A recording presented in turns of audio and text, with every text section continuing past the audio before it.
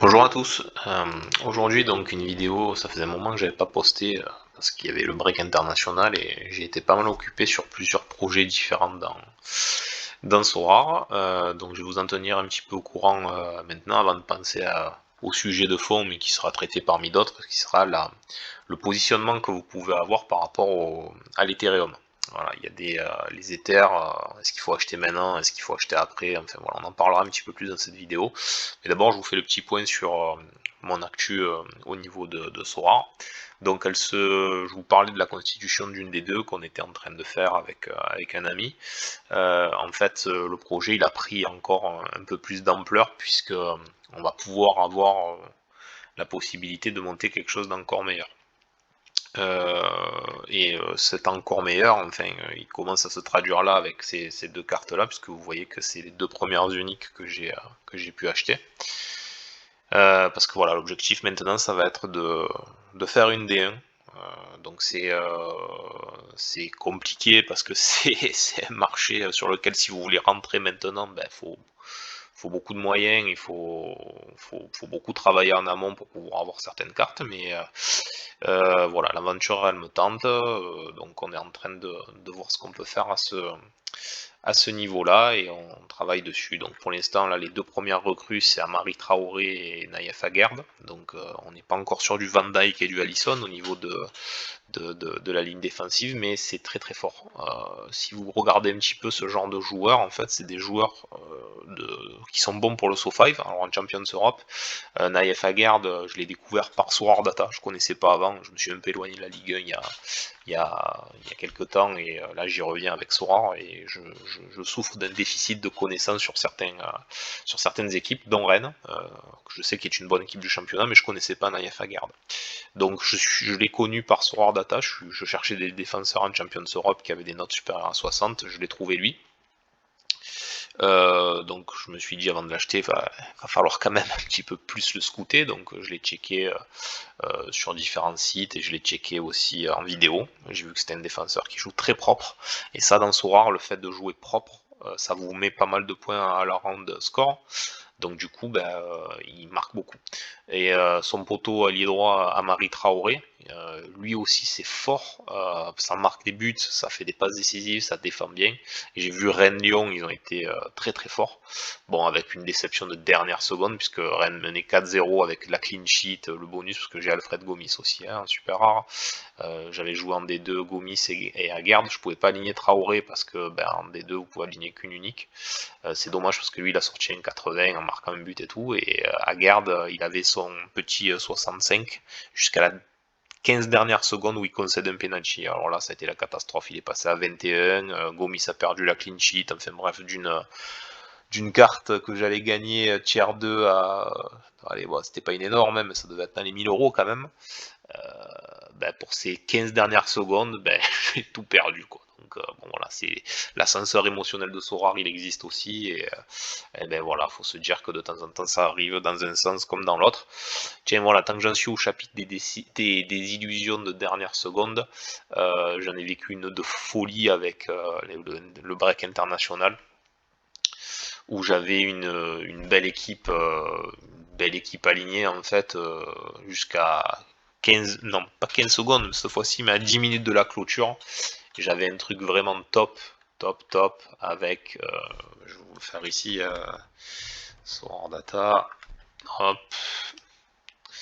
on avait, vous savez, vous pouvez checker vos line-up, c'est beaucoup plus facile. Alors, je ne sais pas le niveau que vous avez d'utilisation de Sorar Data, donc je donne un tips que peut-être vous connaissez déjà, mais pour ceux qui ne connaissent pas, quand vous allez dans Sorar Data MySo5 Results, ça vous permet de voir en un coup d'œil là où vous êtes placé sur la Game Week.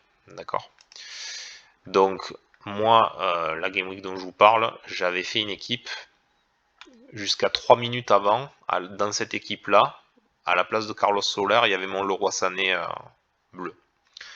Je m'étais fait prêter Paqueta et j'avais mis Leroy Sané bleu, donc je fais mes derniers checks d'actu avant que la Game Week se close, et là il y a une info qui tombe, Covid sur Kimmich. Non, sur Soulé, pardon. Lui et 4 autres de ses potes du Bayern sont mis en quarantaine. On ne sait pas exactement qui, mais donc du coup, normalement isolement Covid, ça veut dire ne jouera pas le match. Donc moi, panique, ça me tue toute la D3 si jamais je fais pas jouer ça, si jamais Sané est en DNP. Donc je le remplace par Solaire. Le move qui me bute. Résultat des courses, Sané, il a finalement joué et il a fait 100, ce qui voulait dire qu'en fait, 100 points avec 25% de bonus, vous le voyez là, hein, ça, ça voulait dire que je finissais ouais, au moins, alors 100 plus 25%, ouais, bon, voilà, on va dire, allez, troisième. Et donc ça voulait dire une star rare, quoi. Une star rare, si j'ai la chance de prendre un Mbappé, ça fait 5 éthers, et au pire des cas, c'est un éther, quoi. Donc pour ce dernier move de dernière seconde, où dans l'absolu, je prends un bon choix parce que je vais chercher de l'info, et j'obtiens une info qui peut me permettre de sauver, ce dernier move là, il me bute complètement, il me fait rater 4000 balles, quoi, minimum, si c'est pas 7 ou 8. Bon voilà, donc de temps en temps ça arrive, hein, faut se dire que faut pouvoir encaisser ce genre de choses, se dire qu'on a fait le bon move en parlant de stratégie, hein, on va dire, on a fait la bonne prise d'info, la bonne décision, mais qui conduit à de mauvaises conséquences. Faut pas trop s'arrêter là-dessus, voilà, faut pas s'empêcher de dormir, parce qu'on dirait j'ai raté 4000, si j'avais fait ça, il y aurait eu ça, enfin bref. Non, parce qu'en vérité, peut-être qu'il y a des choses que je vois pas, c'est-à-dire que il y a des mecs qui avaient leur Kimmich, leur Sané, leur je sais pas quoi, qui ont fait ce move là et qui du coup l'ont pas joué, et que s'il y avait pas eu cette info, ils auraient mis leur Sané, et que du coup en fait j'aurais pas été là, mais j'aurais eu voilà, j'aurais peut-être eu une tiers 1 rare ou une tiers 2, donc c'était que 400-500 euros, donc voilà. Je le dis parce que c'est de l'argent, et quand on touche rien pendant un moment, on peut se sentir désespéré, mais faut prendre du recul. Faut prendre du recul par rapport à tout ça. On fait des choses pour le long terme, et sur le long terme, les bonnes décisions et les bonnes stratégies, elles payent. Voilà, donc j'étais dégoûté, hein, je vais pas vous dire le contraire, mais voilà, je suis passé à autre chose, et maintenant je suis focalisé sur la suite. Mais voilà, Sorare, c'est pas que du positif, des fois on touche, des fois on ne touche pas, et il faut pas regarder en arrière pour se miner le moral. Faut rester réaliste, mais il faut être positif dans la vie, et ça fait partie des choses sur lesquelles faut être positif. Donc voilà, le côté positif, c'est ça, c'est que l'AD2, on n'avait pas encore fini, mais on s'est dit, allez, on embraye sur l'AD1, et on va faire quelque chose de plus solide. Et d'ailleurs, je ferai une vidéo spéciale sur ça quand ça sera monté et tout, mais là c'est un peu le teasing. Cette équipe-là, en fait, elle aura deux composantes, et je jouerai la composante A du Marseille Unique Olympique. J'y reviendrai plus tard, c'est pas l'objet principal de la vidéo.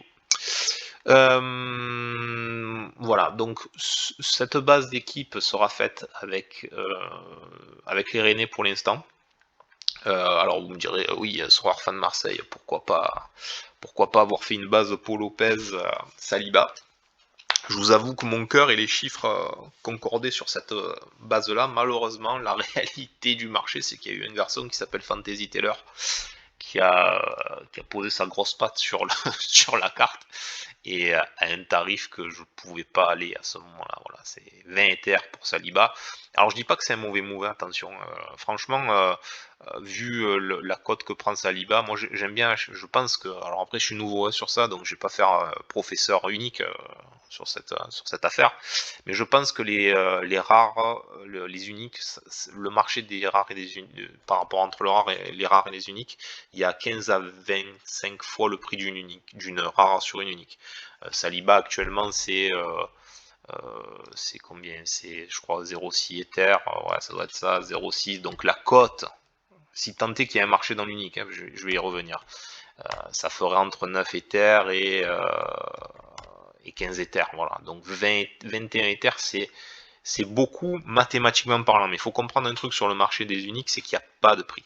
Il n'y a pas de prix parce qu'il n'y a que 2 possesseurs dans le monde, là, dont notre ami Elfino Meno, que je salue au passage, qui a fait, lui je crois qu'il a eu autour des 15 ou quelque chose comme ça, son Saliba, mais je salue le move, c'est un vrai passionné, et il représente vraiment bien le côté marseillais, parce que c'est un amoureux du club, et il a pu rentrer à un moment donné et faire des moves qui lui permettent aujourd'hui d'avoir vraiment des cartes uniques de l'OM, dont Saliba maintenant, même si là il y a le maillot de Saint-Etienne, ça reste un joueur olympien à l'heure actuelle. En moyenne, voilà, quand il n'y a pas d'excitation farfelue sur une carte, entre 15 et 22 fois le prix de la rare, vous avez une unique. Et sinon, sur des joueurs où il y a un gros enthousiasme, et si ce jour-là, Fantasy Teller, il s'est pris la tête avec un mec qui voulait à tout prix Saliba, bah, du coup, il n'y a pas de prix, quoi. Ça peut monter dans l'espace, et voilà. Et je dis pas que ça, c'est surpayé. On ne saura si c'est surpayé qu'en fonction de ce que Saliba il va faire dans les 12 ans de carrière qui lui restent. Donc je suis sûr qu'en fait, c'est même pas surpayé, en fait. Pour un joueur de cette qualité, de cet âge-là, voilà. C'est en dehors de ce qui se fait d'habitude, mais c'est un move qui est complètement faisable si vous avez cette liquidité là, mais voilà, faut-il encore l'avoir. Donc ça, voilà, c'était pour vous parler un petit peu des uniques. On m'a posé la question de l'effondrement des prix au niveau des limited. Qu'est-ce que j'en pense? Alors les limited, c'est vraiment très compliqué, on a peu de recul dessus. C'est un marché qui s'est lancé avec du FOMO, pas mal de FOMO dessus de la part de la communauté existante qui était habituée à payer des prix assez importants pour les rares et qui donc a saisi l'occasion de pouvoir se payer des cartes qui semblaient beaucoup moins chères. Donc il y a peut-être eu un surpricing du côté de la communauté existante, ce qui a contribué à les faire partir très haut, très fort, les limited. Plus l'effet de rareté, c'est-à-dire que s'il y avait eu 1000 limited balancées sur le marché au même moment, ben forcément, elles se seraient achetées à des prix faibles. Mais au moment où la communauté a eu accès aux limited, eh ben, il n'y en avait pas beaucoup. Il y avait des fois moins de limited que de rares. Du coup, ça vous a donné des fois des proportions d'achat qui n'auraient pas été celles d'un marché stabilisé. Voilà, donc là, après, on voit que dans le temps, le prix des limited, même sur des bons joueurs, hein, il peut avoir tendance à baisser. Alors, sauf sur les joueurs stars. Les joueurs stars, c'est encore différent. Parce que même si vous en avez de plus en plus qui rentrent, il y a aussi une dynamique qui fait que les gens comprennent aussi que les joueurs stars, c'est ceux qui vont leur faire gagner des matchs. Et donc, ils sont de plus en plus prisés, quoi. Donc là, par exemple, un Saliba aujourd'hui c'est 393, au lancement c'était 303. Donc là, je vois pas un effondrement des prix. Après, je vais en prendre d'autres et je vais essayer un peu de voir des mecs qui ont pas eu de baisse de carrière. Ouais, donc là, par exemple, sur un Wirtz, là, on a une bonne explosion et après, on a une chute. Alors aussi, il y a un moment donné où il tournait à 90 et là, il a un peu rebaissé. Je bascule de l'Ether à l'euro aussi parce que le problème c'est que si je reste en Ether, la fluctuation de l'Ether échappe à ma lecture. Tandis que là en euros, je neutralise la fluctuation de l'Ether et je vois réellement ce qu'a représenté l'acte d'achat pour des gens qui débarquent. Parce que est-ce que les gens réfléchissent en euros ou est-ce qu'ils réfléchissent en Ether? Débat éternel sur Sorara. Les crypto guys, donc ceux qui avaient de la crypto depuis longtemps, qui travaillent à un certain niveau de crypto, qui ont beaucoup d'Ether, etc., eux ils raisonnent purement en Ether. Au plus vous allez aller vers le mass market, donc vers les limited, les nouveaux entrants, etc., au plus ça va résonner en euros. Pourquoi? Parce que vous avez souvent acquis de l'Ether récemment, et au moment où vous avez passé vos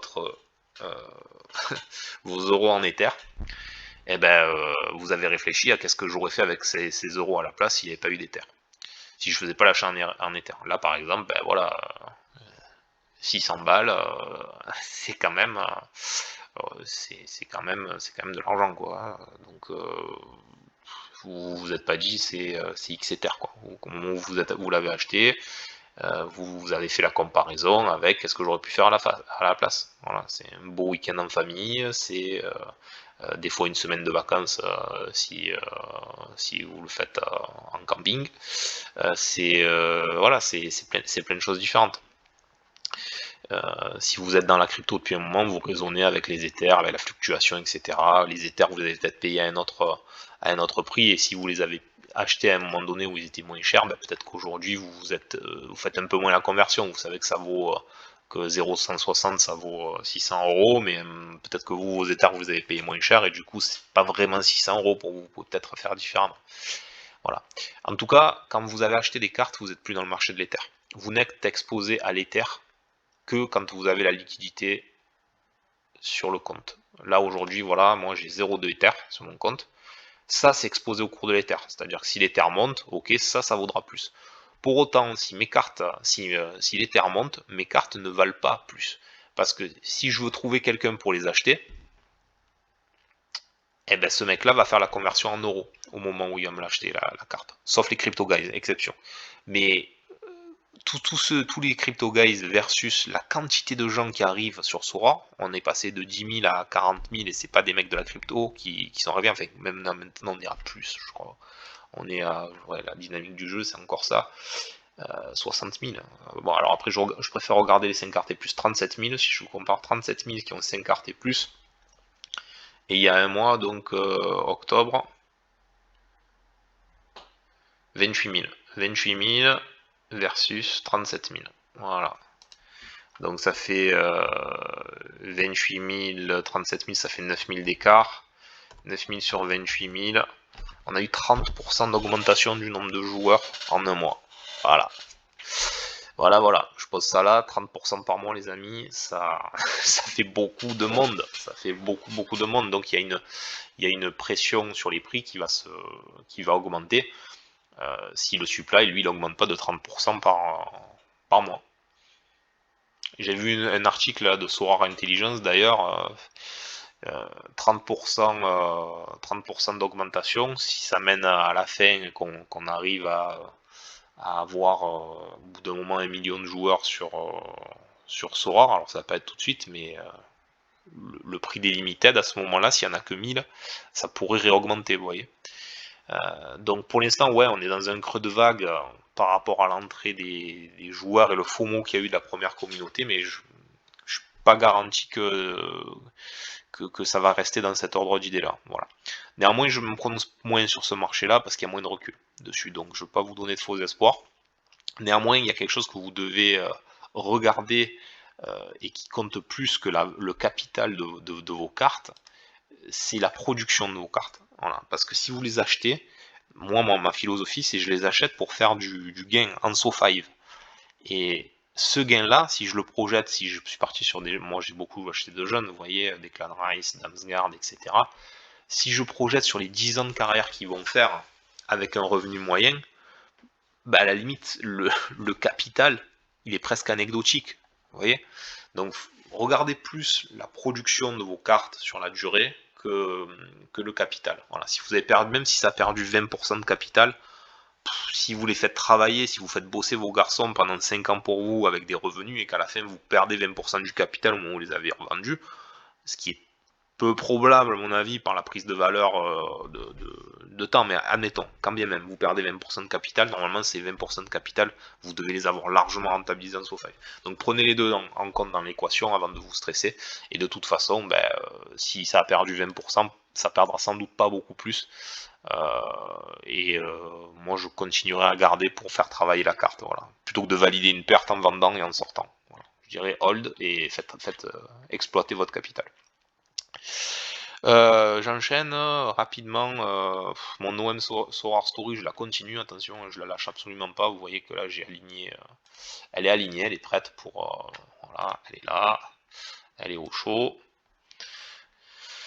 Voilà, donc j'ai fait l'acquisition de Saliba que j'adore comme joueur, vraiment c'est un craquito lui, j'espère qu'on va pouvoir le garder. Saliba, Payet, Under, parce que c'est des milieux qui marquent, qui font le jeu. Payet super forme quand il est au taquet, je le remets capitaine. Mini du devant, c'est pas la folie, mais c'est le seul qui a la carte attaquant, donc si je veux jouer avec, je fais ça. Et je suis obligé de mettre au black derrière parce que Sampaoli, il rend des fous à mettre Lopez, Mandanda Lopez. Au début c'était Mandanda, après ça a été Lopez, on croyait que c'était Lopez qui allait rester, mais non, on va ressurgir Mandanda.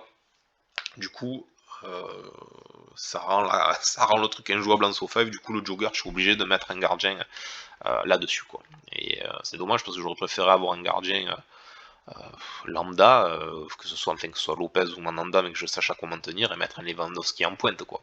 Là on aurait une équipe qui marque des points en SoFi, Et là, je suis un peu bloqué avec cette règle-là et je fais pas de, je génère pas de gain, quoi. J'arrive rarement à avoir 4 mecs que je trouve. Payet, un coup il joue pas. Milic, la dernière fois, il a pas démarré. Ender, il a été suspendu. Le seul qui est, et même Luan Perez, il a été mis sur le banc à un moment donné. Je jouais Luan Perez, le seul qui semble pouvoir jouer chaque match, c'est Saliba. Donc voilà, Saliba on valide et eux deux ça devrait être bon et Milic. Je vous en montre juste une autre pour vous rappeler les moves qui sont pas mal de faire avant de jouer. Donc là, Champions Europe, j'aligne. Normalement, je joue comme ça. Donc je fais rentrer mon Haggard derrière avec le combo du goal défenseur. C'est des choses qui fonctionnent bien ensemble. Donc Rudiger, j'ai pas d'autre choix de toute façon derrière. Et puis il a un match-up à Leicester. C'est pas forcément évident qu'il sorte avec une clean sheet, mais écoutez, j'y crois bien. Alors le DNP ne me gêne pas ici parce que c'est un DNP avec l'équipe d'Allemagne. Et Declan Rice, alors c'est pas une unique, hein, bien qu'elle soit sombre la carte, c'est une super rare. Donc Declan Rice que je vais que j'ai check comme les autres joueurs, hein. Alors j'ai pas fini mon check, là je fais la vidéo rapidement, mais j'ai vu qu'il a été retiré de l'équipe d'Angleterre, donc je m'en suis un peu inquiété. Et en fait, il s'avère que j'ai trouvé ça sur un site de fans des Hammers. Il devrait être de retour. C'était un petit virus qu'il avait chopé, donc il va rejouer normalement ce week-end. Voilà, petit check RotoWire qui me confirme que c'était en question, mais l'actualité en creusant un peu, je vois que il sera de retour. Donc actualité de hier. Voilà, je pense que le move est pas si risqué que ça, donc j'aligne bien Declan Rice au milieu ce week-end. Ensuite, je vous ai parlé des illusions temporaires. Les internationaux aussi, on voit que ce break international c'est bien si vous pouvez avoir des internationaux parce que finalement c'est 10% de matchs en plus que vous pouvez jouer et puis ça vous laisse dans le game quoi. Alors que quand vous avez aucun international à aligner pendant les breaks, et il va y en avoir encore entre les qualifs de la Coupe du Monde en mars qui reprennent je crois, et la Coupe du Monde à proprement parler en décembre, voilà quoi, c'est une douleur que d'avoir rien d'autre à faire et de ne pas pouvoir exploiter ces cartes. Donc si vous avez des occasions à valeur égale, prenez les internationaux quoi, d'en avoir au moins 5 ou 6 pour pouvoir jouer quand il y a la trêve. Je reviens, alors on va rigoler parce qu'on dit que c'est le sujet principal de la vidéo et je vais en parler à la fin, mais bon voilà, au Sorare c'est complexe, il faut parler de plein de choses pour avancer sur le jeu. L'Ether. Donc l'Ether, il a fait que monter ces derniers temps. Voilà. Et là il y a eu une petite baisse. Alors vous vous dites après, j'ai ces questions-là en DM, j'ai ces questions-là de la part de gens qui veulent rentrer sur le jeu et mettre des sommes des fois qui sont significatives en termes d'engagement. Est-ce que c'est le bon moment d'acheter de l'Ether? Alors ça, écoutez, celui qui arrive à vous répondre à ça, il n'a même pas besoin de jouer à Sorare, hein. Il fait que quand c'est le moment d'acheter, il achète, hein, vous achetez avec lui, et après quand c'est le moment de vendre, il revend. Vous attrapez des mèches comme ça, hein, ça c'est une mèche à 10%, vous mettez des 10 000 à chaque fois, vous faites 1000 à chaque fois. Voilà, et comme ça arrive tous les 15 jours presque en crypto, ouais, vous faites des gains de fou. Ce que je veux dire, c'est que c'est pas possible de savoir à court terme si c'est le bon moment d'acheter de l'Ether ou pas. Le seul truc que moi je peux vous dire, c'est quelle est la dynamique de l'Ethereum pour moi. Et l'Ether, ça alimente des choses, technologiquement parlant. C'est pas juste un cours, ça c'est une courbe, d'accord. Voilà, ok, on peut se dire cette courbe elle est ascendante sur un an, mais c'est pas juste ça, l'Ether. L'Ether, c'est le carburant qui fait fonctionner des projets technologiques comme beaucoup de cryptos, ce qu'on appelle les altcoins, alors pas les shitcoins comme le Shiba dont je ne veux pas vous parler parce que je le connais mal, mais je peux vous parler du DOT, je peux vous parler d'Ethereum, je peux vous parler de pas mal de cryptos qui sont des blockchains qui ont besoin du jeton pour fonctionner. Et ça va continuer à augmenter, ce besoin-là. Parce qu'au plus on développe d'applications qui utilisent la blockchain, au plus on a besoin de crypto. du jeton principal. En plus, l'Ethereum, on en brûle au fur et à mesure, c'est passé comme ça, donc il peut y avoir de la raréfication dans certaines cryptos, mais quoi qu'il en soit, même sans parler de cette raréfication qui est un peu dur à quantifier à mon niveau, parce qu'il des fois aussi il y a de la création en même temps que du burn, enfin bref, voilà, c'est pas toujours complètement déflationniste, mais en tout cas, l'utilisation de l'Ether, pour moi, elle va continuer à augmenter parce que vous avez de plus en plus d'apps qui sont développées sur l'Ether. Et de toute façon, des jeux comme Axie Infinity, c'est Ethereum, c'est le leader des NFT gaming. Sora, c'est de l'Ethereum pour l'instant, hein, jusqu'à ce qu'un stablecoin éventuel arrive.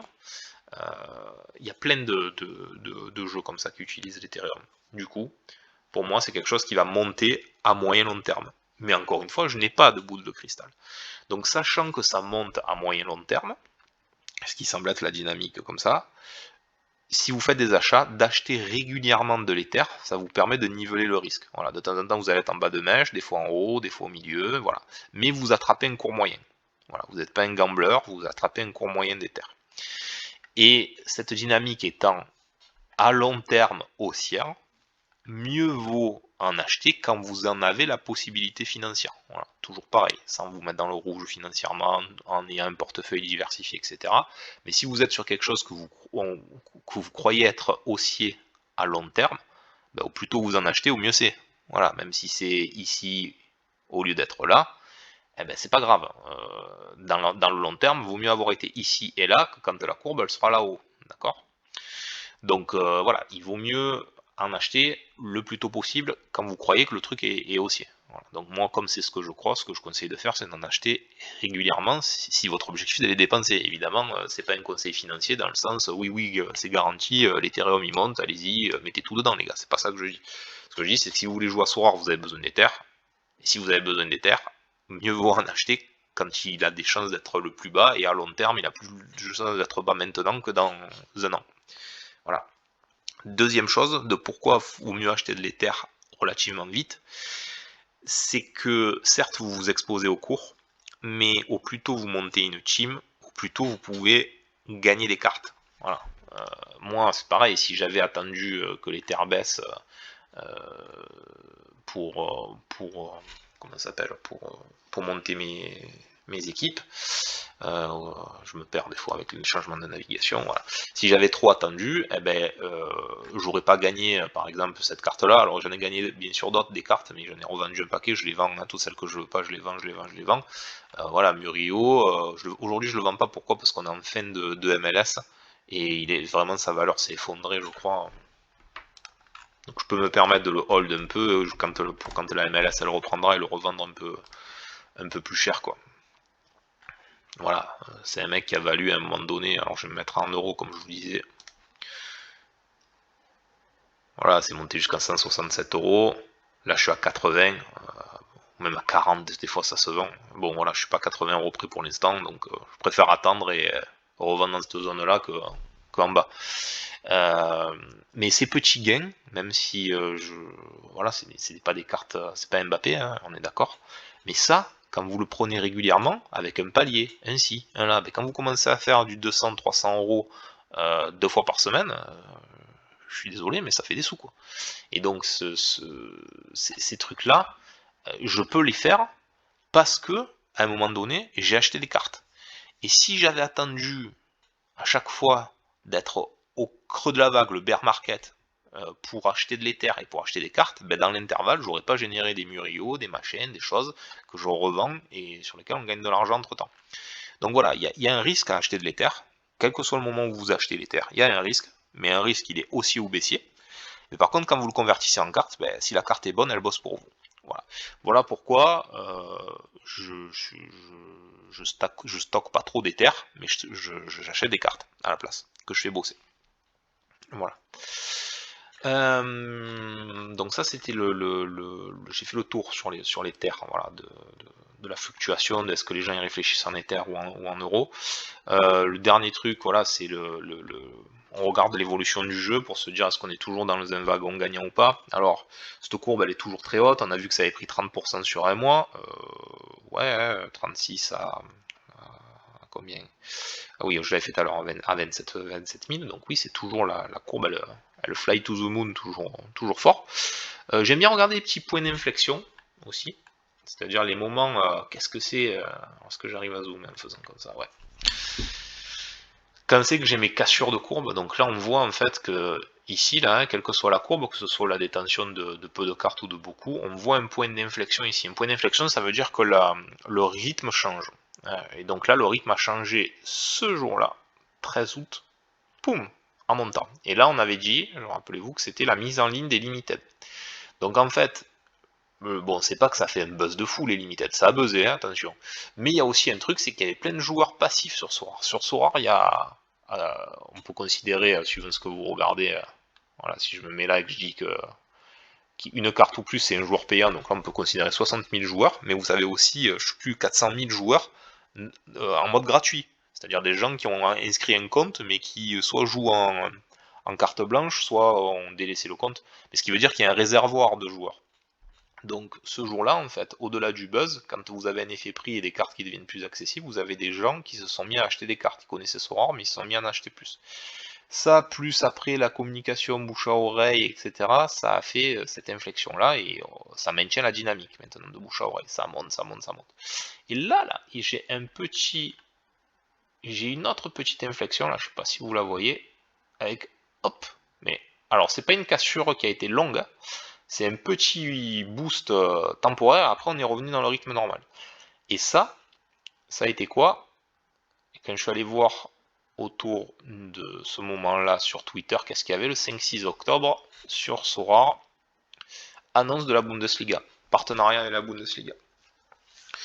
Donc en fait, ce moment-là, c'est un moment de communication auprès des fans et tout, et ça nous a donné encore une petite inflexion de courbe. Alors après, c'est l'effet buzz du jour, hein. Ça n'a pas été, enfin quoique, est-ce qu'on peut considérer, là j'ai du mal graphiquement à me dire que c'est plus accéléré ou pas, il me semble que l'accélération elle est légèrement plus forte, avec la Bundesliga ça serait logique aussi, mais en tout cas la vraie inflexion et le vrai petit boom c'est le jour de l'annonce, quoi. Donc Sorare ça vit de ça vit d'effet d'annonce, et après il y a un effet domino sur la prise d'informations qui fait que vous avez de plus en plus de joueurs qui rentrent. Voilà. Donc on peut comparer, hein, voilà, faisons cette dernière comparaison. Est-ce qu'il y a eu une inflexion ou pas? Donc 18 novembre, je vous ai dit, par rapport au 18 octobre, on avait 30% d'évolution sur les 5 cartes. Là, si je suis donc 16 octobre, j'ai 27 400, et je vais aller au 16 septembre. 27 400. Bon, allez, 17 c'est pareil. 27 400, 19 600.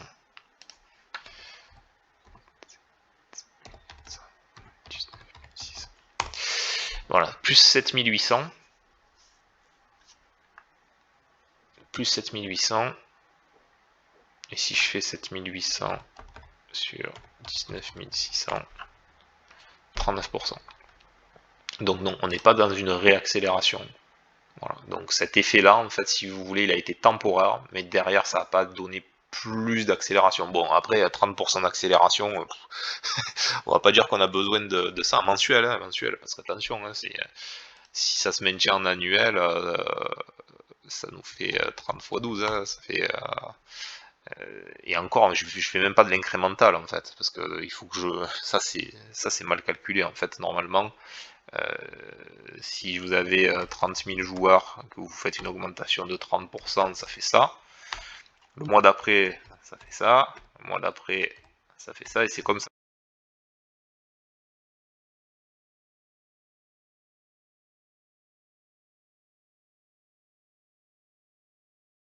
qu'il faut calculer, hein. Et ça vous le faites 12 fois. Donc après ça monte très vite. Vous voyez les 100 000 joueurs avec ces itérations là, sur 2022 on y est déjà, quoi. Voilà. Parce que là je suis 39 000, j'étais à 46, donc là maintenant on est là, mois d'après 65 000, mois d'après, donc ça c'est décembre, janvier, février, mars, avril, mai, juin, voilà, fin de saison 300 000. C'est-à-dire 10 fois plus que maintenant, quoi, en fin de saison.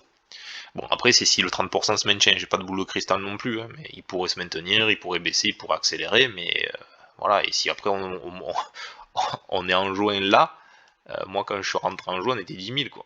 Ça fait x30 dans l'année. On est à combien? Sur le 5 joueurs, je suis. En juin, sur le 5 joueurs, allez, fin juin, mettons-nous, voilà, fin juin, 11 000. Voilà, ça voudra dire qu'on a bouclé une année où on passe de 11 000 à 300 000 joueurs, quoi, sur ce rythme-là. Joueurs payants.